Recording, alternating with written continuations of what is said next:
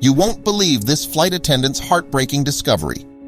About her husband on a routine flight, Lena gasped, her heart seizing in her chest. It couldn't be real. No, no, no, no, no, she found herself murmuring. This can't be true. Yet she couldn't tear her gaze away from the end of the airplane aisle. She stared at him again. Those warm brown eyes looked identical to his. But how was this possible? No, it couldn't be. She looked again and again. No way! She wanted to scream, but her lungs refused to cooperate. Her whole body felt numb and frozen. All she could do was stare in disbelief. She studied his familiar brown eyes, the shape of his face, his rough hands that she knew so well, hands that had held hers tenderly. This was impossible. She kept staring at the man for almost 10 minutes, but he didn't seem to notice. He was busy unpacking his bag and preparing for the flight. Meanwhile, Lena's world had turned upside down. Her mind spun. This had to be her husband, but how could it be him? And if it was him, why was he sitting here on this plane, unaware of her standing nearby? She was sure she was looking at him, yet she was equally sure that he couldn't be here. Her mind began to wander. Could he have tricked everyone, even her? This chilling thought sent her reality spiraling into chaos. Just minutes earlier, her mood had been so different. She had mentally prepared herself for the upcoming flight. It was her first month back at work after that horrible day, and though it was busy, it provided a much-needed distraction. Her job as a flight attendant, and the interactions it brought, helped her feel better after the tough time she had been through since the previous year. Before boarding the plane, she took a deep breath and forced a fake smile. She had told herself that if she kept pretending to be happy, eventually her body would believe it too. So she briskly stowed away luggage and inspected overhead compartments, comfortably slipping into her familiar routine. Her colleagues chatted animatedly around her, eagerly discussing their weekend plans post-landing. She attempted to soak in their enthusiasm, hoping it would quell the uneasy feeling rumbling in her stomach. This flight signified not merely her return to work, but her re-entry into life. She needed to believe she was prepared, that the shadow of the previous year had faded enough to allow her to function again. But then, just as the plane was preparing for boarding, she spotted him. It was as though her heart had abruptly ceased to beat. Her body became a statue, and a deafening silence enveloped her world. What on earth? Lena's heart hammered wildly in her chest as she gaped at the man seated at the end of the aisle. Her body froze, and all she could do was stare at the man in seat 37A. What on earth was he doing there? This couldn't be possible. Her heart raced, and she stammered, "This can't be happening. This can't be true." Suddenly, she was completely lost in the moment, forgetting everything around her. Her co-workers, the other passengers, and the preparations for boarding all faded from her mind. She could only stare at him. He had the same warm hazel eyes, the same chestnut hair, and even his mannerisms were identical. Her pulse quickened as she continued to stare. But it couldn't be real, right? This had to be some kind of cruel illusion. She stared at him again, still unable to believe it. What was happening? Was this some kind of sick prank? Every detail of his face mirrored that of his, but it couldn't be him. She knew it was impossible. Yet there he was, sitting a couple of rows away from her. She continued to stare at him, but he didn't seem to notice her presence. Her mind was in turmoil, struggling to comprehend how Gabriel could be on this flight.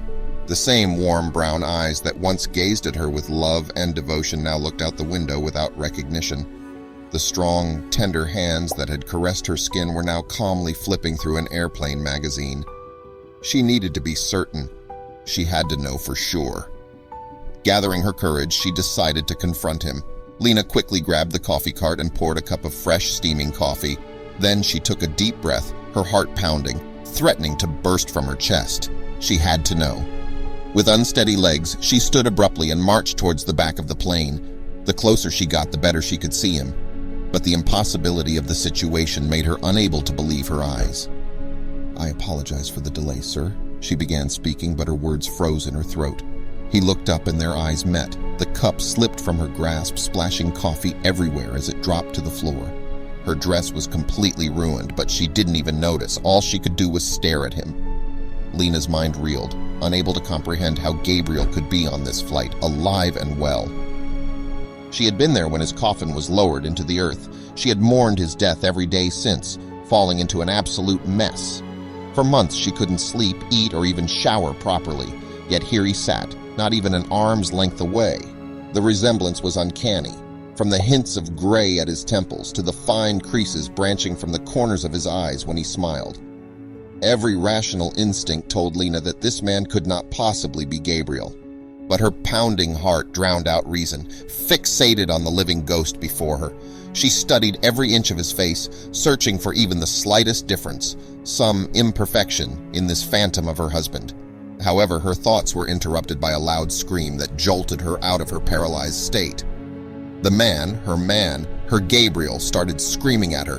"What the heck is wrong with you?" "Are you out of your mind?" he shouted. Lena blinked in confusion. What? Was this the way he greeted her? What was going on? Lena stood rooted to the floor. This couldn't be true. It must be a dream. But he kept screaming. "Can't you see that there's someone seated here?" he continued. He looked really angry. But how could that be possible? He shouldn't be angry at her. He had never raised his voice like this at her before. Why was he acting like he didn't know her? Lena's eyes started to water as she stared at him, frozen in her place. Suddenly, she felt a firm hand on her shoulder. It was her fellow attendant, Cassandra. "Please accept my apologies on behalf of my colleague," she said. "I'll clean this up right away." She smiled at the man and gave Lena a stern look. Finally snapping out of her frozen state, Lena became aware of her surroundings. The people staring at her colleague Cassandra looking slightly angry, and the spilled coffee everywhere. She felt embarrassed, confused, and hurt, a whirlwind of emotions crashing over her. All she knew was that she needed to get out of there, so she quickly squeezed herself down the aisle and, without saying anything, hurried back to the galley. There she could finally breathe again. It didn't take long before the quietness of her mind got interrupted by the loud yelling of her colleague Cassandra. "What was that?" She glared angrily at Lena. "This is why I warned you not to come back to work so soon, Lena. You need rest. You're not ready to work." Lena's mind was racing. Her colleague had already warned her about not being ready to work again after Gabriel's death. She had been stubborn, insisting that she was fine and ready to return to work. But now she had seen her late husband, or at least someone who looked exactly like him. She was so convinced, but what if it was all a lie? What if it wasn't true? Doubt and confusion clouded her mind, leaving her heart in turmoil. Lena had lost her husband Gabriel to a heart attack almost 6 months ago. He had been the love of her life since high school, and they had always been each other's firsts. Gabriel was the first to break her heart, but he was also the first to pick it back up again. After a while, they decided to take their relationship to another level and promised to be with each other forever. "One day I will marry you, Lena Marie Clarkson," he had said, lovingly stroking a strand of her hair behind her ear at the high school dance. And he did. 8 years later, they got married, vowing to be there for each other until death do them part. Never in a million years would Lena have expected death to arrive so quickly. After just 10 years of marriage, Gabriel unexpectedly suffered a heart attack and passed away. It all happened so quickly that sometimes it still felt like a dream to Lena. One day, she was happily married, and the next, she was all alone, grieving the death of her husband. Lena was plunged into despair after his death. She found herself alone and without children. Refusing to accept her new reality, she practically isolated herself from the rest of the world. But as time passed, she realized she couldn't continue like this. One day, when she looked at herself in the mirror, she barely recognized the person staring back. The loss had taken its toll, turning her from a cheerful young woman into a frail, older-looking version of herself, deprived of care and love. At that point, she made the decision to return to her job and start anew. However, she had never expected that exactly 6 months after saying goodbye to her husband, this would happen. She still couldn't believe it. It brought back painful memories of losing her beloved better half, Gabriel. "Hello, can't you hear me?" Cassandra grabbed Lena's shoulders and shook her, trying to bring her back to the present and interrupt her thoughts. Lena was confused and looked at Cassandra's serious face. "What?" she asked. "He wants to talk to you," Cassandra repeated firmly. Who wants to talk to me?" Lena asked, bewildered. And then before she even pointed her finger, Lena already knew it was him. He wanted to talk. Lena didn't understand what was going on, but she decided to go for it. She wanted answers more than anything, and maybe now she would get them. So she took a deep breath and steadied herself before approaching him. "Hello, Gabriel," she began, but then stumbled. Sir, I'm sorry. He looked at her and she continued to speak, rattling off her words. I'm sorry about the coffee. I was just so surprised to see you. He looked at her with a confused expression, and it dawned on Lena that he didn't recognize her. Anyways, he started, I wanted to make sure you're okay. He offered her an apologetic smile. I was a bit harsh on you earlier and could sense that you were tense. Is everything all right? He asked. Lena was flabbergasted. How could he possibly say that? Didn't he know who she was? Or didn't he? She felt utterly confused. From the look on his face, it was clear that he didn't know who she was and was just being polite. Was he losing his mind? Or perhaps she was the one losing her mind, and this was a complete stranger who had nothing to do with her late husband. Maybe her mind was playing tricks on her. Lena knew she needed to find out the truth. She needed to get away from this conversation as quickly as possible. Thank you for your concern, sir, she replied, forcing a polite smile. I'm all good. Is there anything else I can do for you?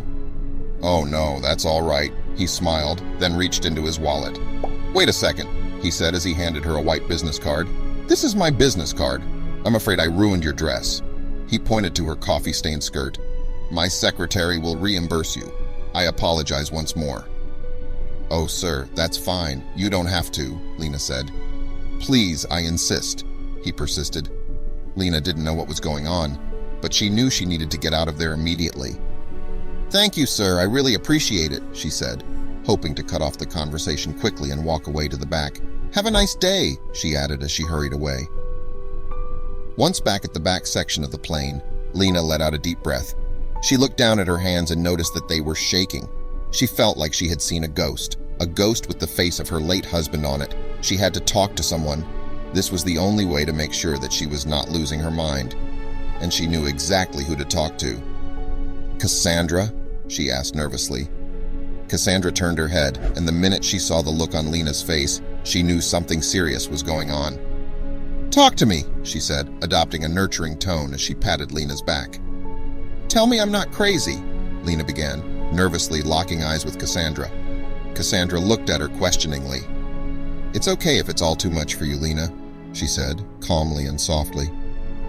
We would all understand if you want to take a couple of extra weeks off, you know, she added. No, that's not it, Lena muttered, opening her locket. Then she took out a photograph, holding it in her hands for a moment before adding, Doesn't he look like my late husband? She pointed at the man in seat 37A and then opened her hands to reveal the photograph. Cassandra looked at her with great disbelief. You could tell she was thinking that Lena might be losing her mind. Her mouth fell open a little bit and then she said, Look, Lena, that's... Cassandra had only begun to speak when she glanced at the wrinkled photo in Lena's hand. Oh my gosh, she gasped, covering her mouth in shock. That man looks just like your late husband. How is that possible? That's what I'm thinking, Lena replied, quietly wondering who the man resembling her husband was. The relief washed over Lena as Cassandra's expression confirmed her recognition of the uncanny resemblance. She too had noticed. It wasn't just her imagination, that man truly looked like her late husband, but the reality remained that he couldn't be her husband. She stared at the business card in her hands, the one he had given her. It bore the name Kevin Jones in bold letters, indicating that he was the chief executive officer of a staffing and recruitment company.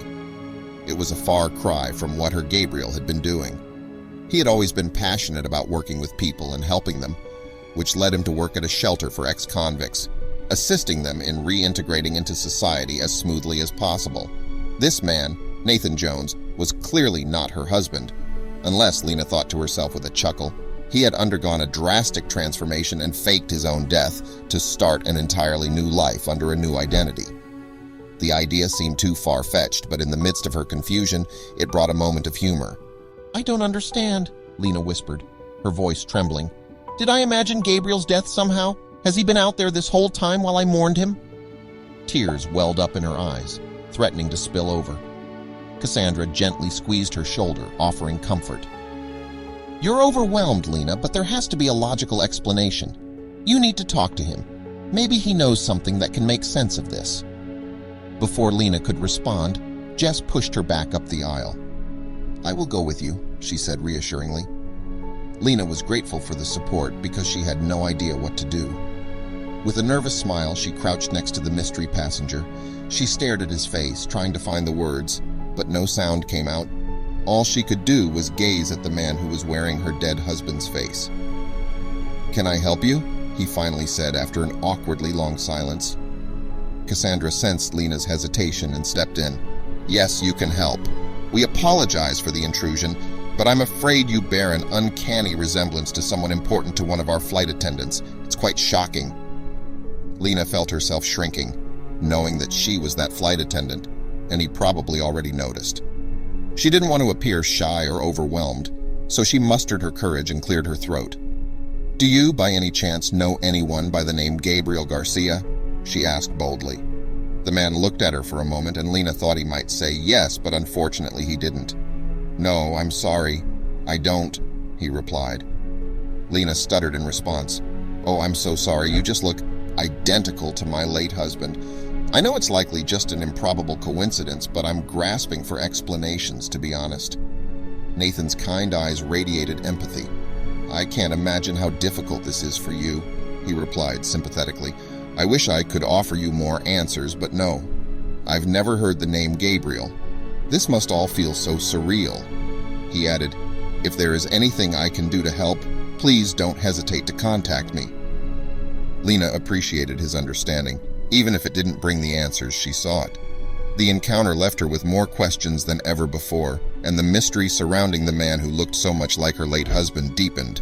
The remainder of the flight was a blur for Lena. She couldn't wait to get off the plane because there was one last person she needed to visit to get answers to this mysterious matter.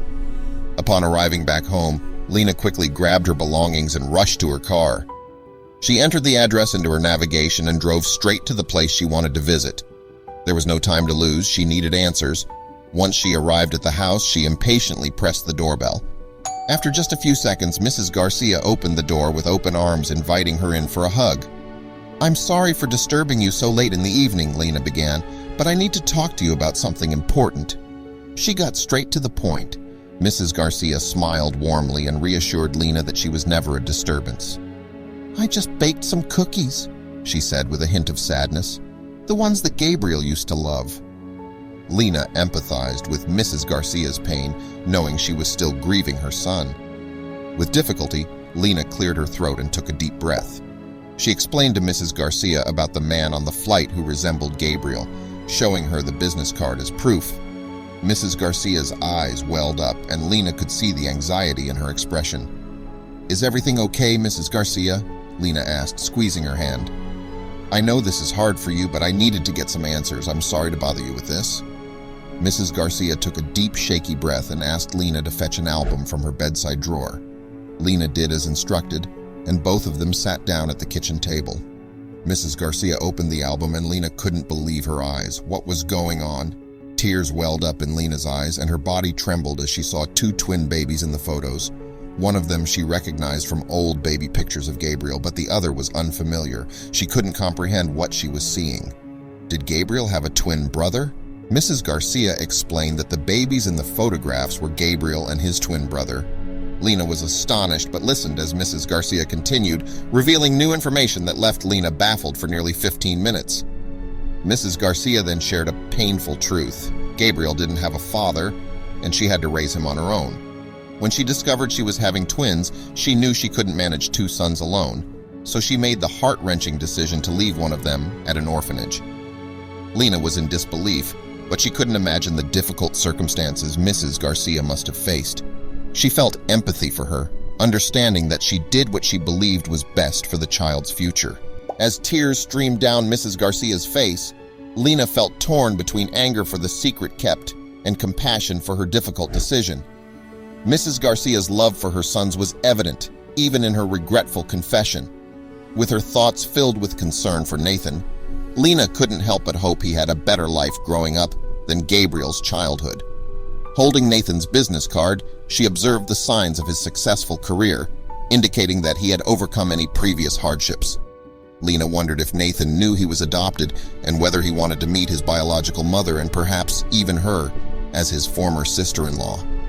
Lena's mind was spinning with this shocking revelation about Gabriel having a twin brother. She looked at Mrs. Garcia, who had tears streaming down her face. Lena squeezed her hand gently. "I know this must have been an impossibly difficult decision for you to make back then," Lena said softly. Mrs. Garcia nodded, dabbing at her eyes with a tissue. "I always wondered what happened to my other precious boy. Not a day went by that I didn't think of him and pray he was okay," Mrs. Garcia said, her voice thick with emotion. Lena's heart ached for her. She hesitated before asking, Do you think Nathan knows he was adopted?" Mrs. Garcia shook her head. "I don't know, dear. But now that we've found him, I'd like to try to reconnect if he's open to it." Lena nodded. "I think we should reach out to him. Perhaps we could invite him over for dinner." Mrs. Garcia smiled through her tears. "That's a lovely idea. I would love to see him again and properly meet the man he's become." So Lena drafted a thoughtful email to Nathan explaining the situation. She included photos of Gabriel and details on Mrs. Garcia in hopes of stirring Nathan's curiosity. Her finger hovered over the send button for a long time before she finally clicked it. An agonizing week passed with no response. But then an email from Nathan appeared. He shared that he was adopted and always wondered about his biological family. He would love to meet. Lena quickly called Mrs. Garcia to share the exciting news. They decided to host Nathan for dinner at Mrs. Garcia's home. She spent days preparing all kinds of delicious foods to make sure everything went perfect. Then finally, the morning of the reunion dinner arrived. Lena went over to Mrs. Garcia's house early to help her get everything ready. Mrs. Garcia was a bundle of nervous energy, fluffing cushions, rearranging photo albums, and fussing over every little detail. Lena helped set out an assortment of snacks and appetizers for when Nathan arrived. She could sense Mrs. Garcia's anxiety. "It's going to be wonderful," Lena reassured, squeezing her hand. At precisely 6 p.m., the doorbell rang. Lena and Mrs. Garcia exchanged an anxious glance. This was the moment. Lena opened the door with a warm, welcoming smile. "Hello again, please come in." Nathan stepped inside tentatively, and Mrs. Garcia immediately pulled him into a tight embrace. They held each other for a long moment, both crying tears of joy. Nathan clung to her, burying his face in her shoulder. The emotional reunion brought tears to Lena's eyes. Over dinner, Nathan and Mrs. Garcia talked for hours. He was hungry to learn everything about his family and upbringing. Mrs. Garcia shared stories about Gabriel and details of Nathan's early childhood before the adoption. Nathan listened intently, marveling at the uncanny ways he was similar to Gabriel. He was amazed to find parts of himself in these family stories. Lena could see Nathan's sense of belonging growing. This reunion healed a wound in all their hearts. That emotional reunion dinner marked a new beginning for their family. Nathan became a regular fixture at Mrs. Garcia's home, making up for lost time. He and Lena grew close, bonding over shared memories of Gabriel. Lena found comfort in seeing parts of her late husband live on in his twin brother. There was a hole left in all their hearts after Gabriel's passing, but Nathan's presence allowed them to heal and fill that void. Mrs. Garcia was overjoyed to reunite with the son she thought she had lost forever. Having Nathan back in her life was a blessing. He completed their family once again. Though the road that led them there was painful, Lena knew this was how it was always meant to be. Their lives were intertwined, and now they could move forward together.